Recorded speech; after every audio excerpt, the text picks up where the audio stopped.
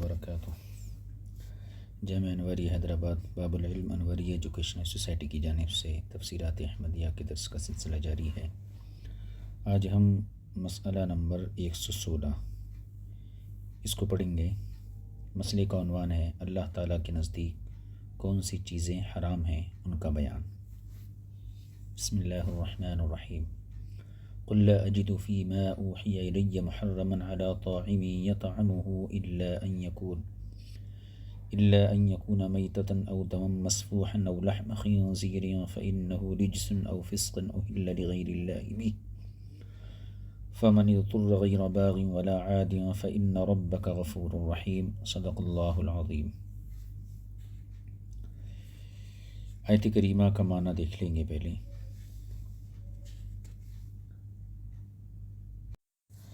قل لا اجد فیما اوحی الی محرما، فرما دیجئے، قل فرما دیجئے، لا اجد فیما اوحی الی محرما، میں اپنی طرف بھیجی گئی وحی میں کسی کھانے والے پر کوئی چیز حرام نہیں پاتا۔ محرما علی طاعم یطعمہ الا ان یکون میتتا او دم مسفوحا او لحم خنزیر، مگر یہ کہ وہ مردار ہو یا بہتا ہوا خون ہو یا خنزیر کا گوشت ہو۔ فإنہ رجس، کہ وہ ناپاک ہے، او فسقا، یا وہ فسق، اہل لغیر اللہ بھی، جو غیر اللہ کے نام پر ذبح کیا گیا۔ فمن اضطر غیر باغ ولا عاد، پس جو مجبور کر دیا گیا، غیر باغ ولا عاد، جبکہ نہ تو وہ حد سے بڑھنے والا ہو، ولا عاد، اور نہ ہی عادت بنانے والا ہو۔ فإن ربک غفور الرحیم، تو بے شک آپ کا رب بخشنے والا مہربان ہے۔ آیت کریمہ میں لفظ محرمن یہ صفت ہے جس کا موصوف محذوف ہے، یعنی طعامن محرمن۔ تو محرمن یہ صفت ہے، اس کا جو موصوف ہے مقدر وہ طعامن نکالا گیا۔ یہ اپنے موصوف سے مل کر لا اجدو کا مفعول بھی واقع ہو رہا ہے، یعنی محرمن جو ہے یہ تو صفت ہو گیا، طعامن اس کا موصوف، یہ موصوف صفت سے مل کر لا اجدو جو فعل مضارع ہے اس کا مفعول بھی واقع ہو رہا ہے۔ اور قول باری تعالی یطعمہ، یہ طاعمن کی صفت ہے اور اس میں چھپی ہوئی ضمیر کا مرجع طاعمن ہے۔ یطعمو میں جو ضمیر ہے، ضمیر مستتر ہے واحد مذکر غائب کی، اس کا مرجع طاعمن ہے۔ اور ضمیر بارز جو منصوب ہے، یعنی یطعمہ میں جو ہو ضمیر ہے، یہ ضمیر بارز ہے جو نظر آ رہی ہے اور یہ منصوب ہے، تو اس کا مرجع طعام بنتا ہے جو کہ محذوف ہے۔ اور قول باری تعالی الا ان یکون میتتن کو امام حفص وغیرہ نے مذکر فعل یعنی یکونا اور لفظ میتتن کو منصوب پڑھا ہے۔ اصل عبارت یوں ہوگی الا ان یکون الشیء المحرم میتتن، جیسا کہ تفسیر مدارک میں مذکور ہے۔ اور جناب ابن کثیر اور حمزہ رحمۃ اللہ تعالی علیہما نے فعل مذکور کو مؤنث کے صیغے یعنی تکونوں سے پڑھا ہے۔ اس میں یکونا ہے، لیکن ان دونوں حضرات نے اس فعل کو مؤنث یعنی تکونا پڑھا ہے، الا ان تکونا، کیونکہ اس کی خبر مؤنث ہے، میتتن یہ مؤنث ہے، تو اس لحاظ سے ان حضرات نے جو ہے تکونا پڑھا ہے۔ یہ ہوگی بات۔ اور جناب ابن عامر رحمۃ اللہ علیہ نے تکونو بالتا اور میتتن کو مرفوع پڑھا ہے، ان یکونا کی جگہ تکونو اور میتتن کو مرفوع پڑھا ہے، یعنی میتتن۔ وہ یہاں کانا کو تامہ کہتے ہیں، جب تامہ کہتے ہیں تو پھر اس صورت میں جو ہے اس کا جو اعراب ہوگا وہ فعل کی طرح ہوگا، اور کانا ناقصہ ہوا تو اس صورت میں کانا کا اسم مرفوع ہوتا ہے اور خبر منصوب ہوتی ہے، یعنی اللہ ان وجدہ میتتن، اس صورت میں قول باری تعالیٰ او دمن کا عطف ان پر ہوگا جو اپنے ماتحت کے ساتھ معطوف علیہ بنے گا، جیسا کہ اسے قاضی بیضاوی رحمۃ اللہ علیہ نے ذکر کیا ہے۔ اور قول باری تعالیٰ فَإِنَّهُ رِجْسٌ، معطوفات کے درمیان یہ جملہ معترضہ ہے، اور اس میں مذکور جو ضمیر کا مرجع ہے فقط خنزیر ہے۔ فَإِنَّهُ میں جو ہو ضمیر ہے اس کا مرجع صرف خنزیر ہے، اس سے ماقبل والی اشیاء اس کا مرجع نہیں بن سکتی، یعنی خنزیر سے پہلے او دمم مسفوحن یا اس سے پہلے میتا کا لفظ آیا تو یہ چیزیں فَإِنَّهُ کا مرجع نہیں بن سکتی، یہ چونکہ ضمیر کے قریب ہے، کون؟ او لحم خنزیر، اس لیے یہی مرجع قرار پائے گا، لہذا خنزیر نجس العین ہوگا۔ اس بات کی طرف صاحب ہدایہ نے کتاب الطہارت میں اشارہ بھی فرمایا ہے، یعنی اس ضمیر کا مرجع میتتن اور خون نہیں بنتے تاکہ وہ بھی نجس العین بن جائیں، کیونکہ فَإِنَّهُ رِجْسٌ کا تقاضا کیا ہے کہ جس کو رجز کہا جا رہا ہے وہ نجس العین ہے۔ اب اس سے پہلے دو چیزیں ذکر کی گئیں، مردار اور خون، یعنی میتا اور دم مسفوح، تو یہ دونوں چیزیں اس کا مرجع نہیں بن سکتی کیونکہ یہ نجس العین نہیں ہے۔ اگر مرجع بنائیں گے تو پھر ان کو بھی نجس العین کہنا پڑے گا، ٹھیک ہے؟ یا اس کا مرجع لفظ لحم میں نہیں بنتا ہے بلکہ لحم کا مضاف الیہ بنتا ہے، لہذا اس طرح بھی یہ خنزیر جو ہے نجس العین ہوگا۔ تأمل منصف، غور کرو اور انصاف سے فیصلہ کرو۔ صاحب کتاب نے یہ فرمایا، آگے دیکھیے قول باری تعالیٰ اہلا فسقن کی صفت ہے، او فسقن اہلا لغیر اللہ بھی، تو اہلا جو ہے یہ فسقن کی صفت ہے، اور یہ بھی جائز ہے کہ فسقن اس کا مفعول بھی ہی بنتا ہے، اہلا کا اس کو مفعول بھی ہی بنا لیں، اور اہلا کا عطف ان یکونا پر ہو، اور اس میں چھپی ہوئی ضمیر کا مرجع وہی ہو جو یکونا میں چھپی ضمیر کا مرجع ہے۔ ہاکذا قالو، مفسرین نے ایسا ہی فرمایا ہے۔ اب یہ تو ترکیب تھی اس کی نحوی اعتبار سے، اب معنی بیان فرما رہے ہیں صاحب کتاب۔ معنی یہ ہوا کہ اپنی طرف کی گئی وحی میں کوئی کھانا کسی کھانے والے پر حرام نہیں کیا گیا، یعنی حضور کو یہ حکم دیا گیا قل لا اجدو، یعنی میں اپنی طرف کی گئی وحی میں کوئی کھانا کسی کھانے والے پر حرام کیا گیا نہیں پایا مگر وہ جو مردار ہو یا بہتا ہوا خون ہو یا خنزیر کا گوشت ہو یا فسق ہو کہ جسے غیر اللہ کے نام پر ذبح کیا گیا ہو، مثلا لات اور عزا وغیرہ کے نام پر کوئی جانور ذبح کیا گیا۔ بس آیت کریمہ اس بات کا فائدہ دیتی ہے کہ حرام صرف یہی اشیاء ہیں، یہی چیزیں ہیں۔ کون کون سی؟ بہتا ہوا خون، مردار اور خنزیر، تو یہی چیزیں حرام ہیں جن کا یہاں ذکر کیا گیا، لیکن صورتحال یہ ہے کہ ان کے علاوہ بھی بہت سی چیزیں حرام ہیں، بہت سی چیزیں ہیں جو حرام ہیں، جن کی حرمت قرآن کریم، سنت اور قیاس سے ثابت ہے۔ اس آیت کا تقاضا کیا ہے کہ گویا کہ اللہ نے حضور سے فرمایا کہ جو وحی میری طرف اللہ نازل فرمایا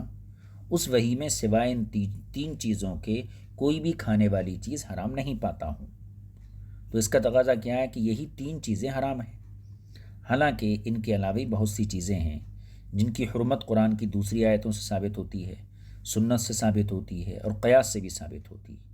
اور ان کے حرام ہونے پر ان کی حرمت پر سب کا اتفاق ہے یا بعض میں اختلاف ہے، اس لیے کہا جاتا ہے کہ یہ حصر اضافی ہے۔ یہاں جو کہا گیا کہ میرے اوپر جو وحی اتری ہے اس میں ان تین چیزوں کے علاوہ کوئی چیز حرام نہیں پاتا ہوں، تو یہ جو حصر ہے یہ حصر حقیقی نہیں بلکہ حصر اضافی ہے، یعنی صرف 8 جوڑوں کے حلال ہونے کا ذکر اس وجہ سے کیا گیا کہ ان کی حرمت کے قائل کفار بھی تھے جو انہوں نے اپنی خواہشات کی بنا پر محرمات قرار دی تھیں۔ اس حصر اضافی کی دلیل وہ قرینہ ہے جو ان کے بعد ذکر کیا گیا ہے، اور یہی بات جو اب یہ جواب دیا گیا فرماتے ہیں یہ میرے دل میں بھی آتی ہے۔ یہ ملا جیون علیہ الرحمہ کا قول ہوا۔ امام زاہد کے کلام سے یہ مفہوم، یہ معنی حاصل ہوتا ہے کہ لا اجد فی ما اوحی الیہ کا معنی یہ ہے کہ میں قرآن کریم میں مذکورہ چیزوں کے علاوہ اشیاء کی حرمت نہیں پاتا۔ اور اکثر مفسرین کا مختار یہ ہے کہ مذکورہ آیت میں اس بات کی خبر دی جا رہی ہے کہ آیت کے نزول کے وقت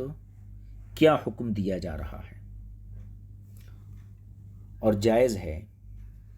کہ اس وقت صرف مذکورہ اشیاء ہی حرام کی گئی ہوں، یعنی جس وقت یہ آیت اتری تھی اس وقت حرام چیزوں کی خبر دی گئی، اس وقت کا حکم بیان کیا گیا، اور یہ ممکن ہے کہ اس وقت یہ 3 ہی چیزیں حرام کی گئی ہوں، اس کے بعد دوسری چیزیں حرام کی گئی ہوں، ان کی حرمت نازل کی گئی ہو، خواہ مراد قرآن میں کی گئی وحی ہو یا اپنی طرف سے کی گئی مطلق وحی ہو۔ یعنی ایک وحی تو وہ ہے جو قرآن کی شکل میں حضور کے پاس آئی، اور دوسری وحی غیر مطلوع ہے جو رسول پاک صلی اللہ علیہ وسلم کی حدیثوں کی روشنی میں امت تک پہنچی ہے۔ لہٰذا یہ آیت سابقہ آیت ہوگی جو ان تمام آیات پر سبقت رکھتی ہے جس میں تحریم کا حکم دیا گیا ہے۔ یعنی اگر امام زاہد کے کلام کے مطابق تفسیر کریں تو مطلب کیا ہوگا کہ اس آیت کے نازل ہونے تک اللہ نے صرف 3 چیزوں کی حرمت بیان فرمائی، اس کے بعد دوسری چیزوں کی حرمت نازل ہوئی، ٹھیک ہے۔ لہٰذا یہ آیت ان تمام آیتوں میں سبقت یعنی پہلے نازل ہوئی، یہ تسلیم کیا جائے گا جن آیتوں میں تحریم کا حکم دیا گیا، یعنی جن آیتوں کے ذریعے چیزوں کی حرمت کو بیان کیا گیا ہے ان تمام آیتوں میں یہ آیت سب سے پہلے نازل ہوئی، یعنی سورۃ المائدہ کی آیت جو ابھی ہم پڑھ رہے ہیں، اور سنت میں یعنی حدیث میں جن اشیاء کی تحریم کی گئی، جن چیزوں کی حرمت یا جن چیزوں کا حرام ہونا بیان کیا گیا، ان سے بھی یہ آیت پہلے نازل ہوئی ہے، جیسا کہ ہر کچلی والا اور ہر پنجے سے شکار کرنے والا جاندار وغیرہ۔ اب ان دونوں چیزوں کا تذکرہ قرآن میں تو نہیں ہے، حدیث میں ہے، تو حدیث پاک میں جن چیزوں کی حرمت کو بیان کیا گیا ہے تو یہ آیت ان چیزوں کی حرمت بیان کرنے سے پہلے اتری ہے۔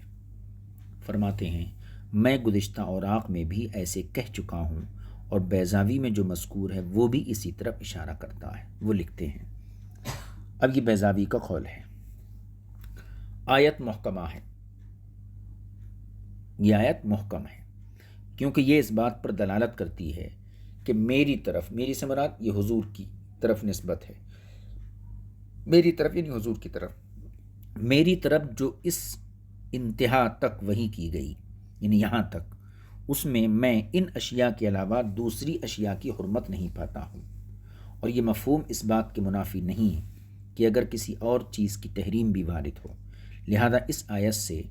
یہ استدلال صحیح نہیں ہے کہ کتاب اللہ کا خبر واحد سے نسخ جائز ہے، یعنی جو حضرات یہ کہتے ہیں کہ کتاب اللہ کے حکم کو خبر واحد سے منسوخ کر سکتے ہیں، یہ استدلال درست نہیں، اور نہ ہی یہ درست ہے کہ مذکورہ چیزوں کے علاوہ دیگر چیزیں حلال ہیں مگر استصحاب کے ساتھ۔ ھذا کلام ہوں،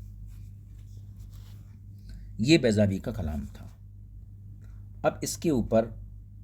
ملا جیون علیہ الرحمہ کا تبصرہ فرماتے ہیں، علامہ بیضاوی کا یہ کلام ان لوگوں کا رد کر رہا ہے جو اس آیت سے اس بات پر استدلال کرتے ہیں کہ کتاب اللہ خبر واحد سے منسوخ کی جا سکتی ہے، یہ اعتبار کرتے ہوئے کہ آیت کریمہ صرف مذکورہ اشیاء یعنی 3 چیزوں کی حرمت کا فائدہ دیتی ہے، لہذا اسے ایسی خبر واحد سے منسوخ کیا گیا جو ان کے علاوہ دوسری اشیاء کی حرمت کا فائدہ دیتی ہے۔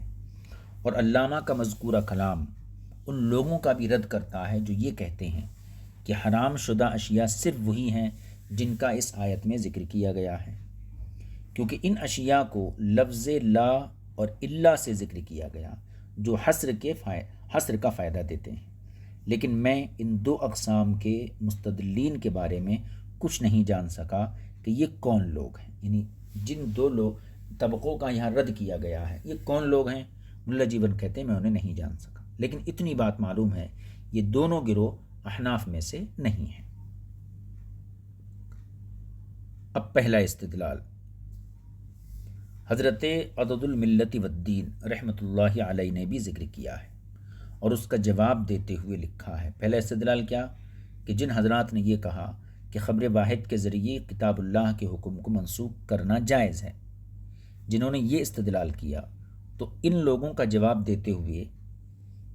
لکھا ہے کہ منصف، یعنی اس سے مراد یہاں مستدل ہے، استدلال کرنے والا، منصف خبر کے حکم کو منع کرتا ہے، اور معنی یہ ہے کہ لا اجیدو سے مراد اس وقت ہے اور آئندہ زمانے میں آنے والی تحریم اس کے منافی نہیں،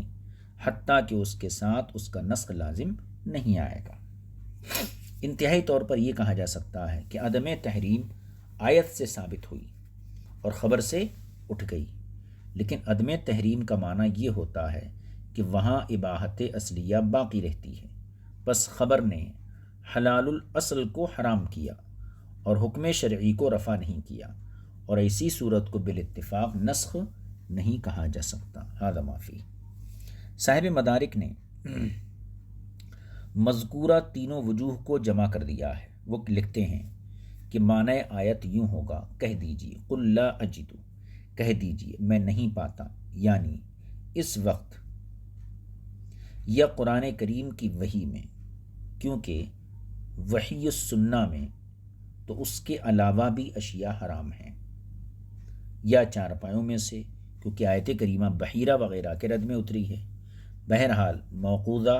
متردیہ، نطیحہ تو میتہ میں داخل ہیں، اور اس میں اس بات کی تنبیہ ہے کہ تحریم اللہ تعالیٰ کی وحی اور شرع سے ثابت ہوتی ہے، خواہش نفس سے جو ہے وہ تحریم ثابت نہیں ہوتی ہے۔ آیت مذکورہ کی باقی تفسیر یعنی مردار،